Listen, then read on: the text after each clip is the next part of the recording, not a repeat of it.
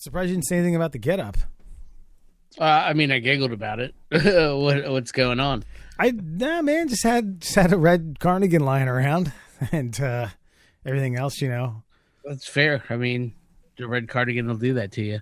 Yeah, I mean, nothing like quarantine to break out the cardigan, the tie, the button-down shirt, and the cabbie hat. Just randomly at like 9 o'clock on a Thursday.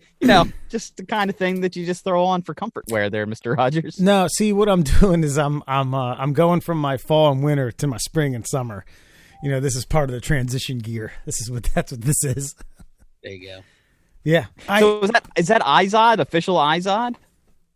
No, it's Lacoste. Oh, that's fancier. That's Lacoste, bro. That's the Gator. I actually at my grandfather's memorial service, or the wake, the night before, he rocked these a lot in his latter years, and all the grandchildren who were boys wore one. This was the only one that fit me. Big Wes was about 5'8.5", 5'9", maybe 5'9.5" when he was in his 30s, 40s, and 50s, and kind of hunched over a little bit more later on. Yeah, and true story. I jokingly wore this to Metropolitan in Federal Hill. It's a classy joint. One night, and this smart ass guy that I knew, Josh, said like, "Oh boy, you headed to a Sadie Hawkins dance?" Nice.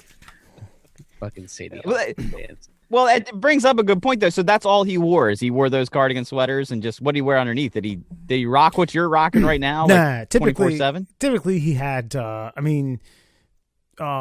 he didn't start wearing these till later on. I mean, he every now and then in his like 60s and 70s, but later on that when he wore them regularly, it was just usually like a polo. And then later on he was doing like polyester golf polos. He wasn't playing any golf, but he just kind of liked the looks of those suckers.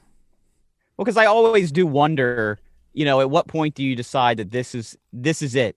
This is what I wear from now on, like your casual uniform, if you will. Because obviously, I think you guys can see from every video that we've ever shot that I'm just black on black. That's just my thing, and it honestly comes from the the Ernest movies when I was a kid. My dad would make us watch all the Ernest movies on VHS. And I remember there was a scene where Ernest had to change and get ready. And when he opened up his closet, it was nothing but the classic Ernest P World uniform of, whatever. What do you wear? Like overalls, the cabbie hat, and just like a yellow T-shirt or something. That's like and gray. So what's that? It's like a gray, wasn't it? Gray with a pocket, yeah. Kind of like a Carhartt style, Dickies style shirt. Yes, that's exactly what he wore. And I remember thinking to myself, Ernest saves so much time every day just putting the same thing on. Why don't I just find something that looks kind of blasé and cool and just go with that? And that's what I've done ever since. Well, in the remake of The Fly, I think it's with Goldblum. Yeah. And is it Geena Davis or?